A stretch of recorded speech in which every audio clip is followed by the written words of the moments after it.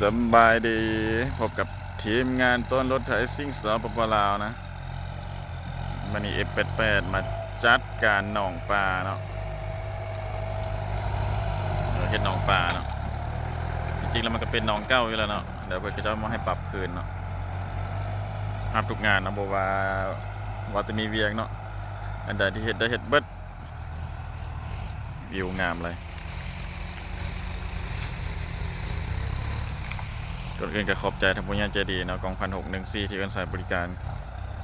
ทีมงานของพวกเขาเนาะ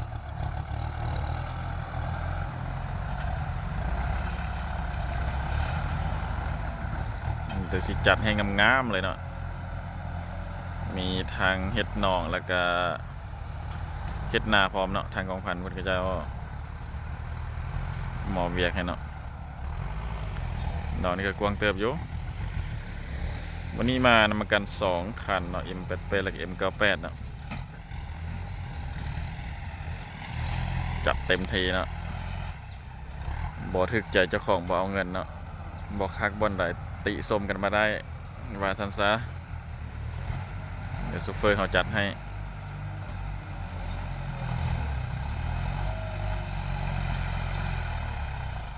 พาไปเบิ่ง M98 เนาะ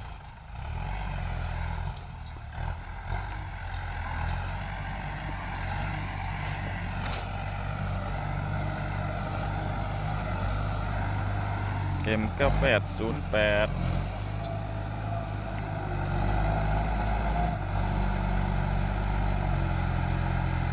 เดี๋ยวสิป้านคันคูหนองอยู่จุดนี้เนาะมานี่แบ่งหนองว่าซั่นซะ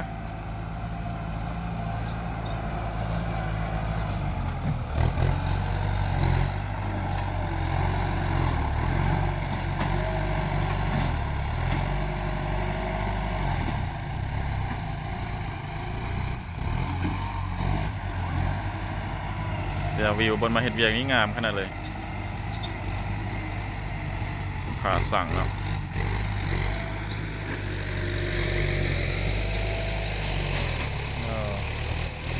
เดี๋ยวซูเปอร์F88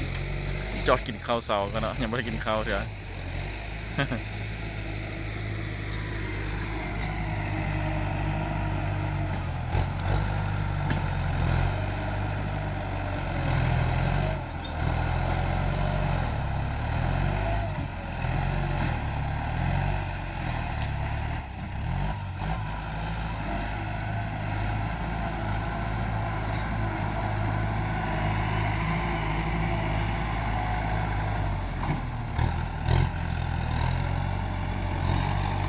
โอเคทุกคนเอาไว้เจอกันคลิปหน้าเด้อ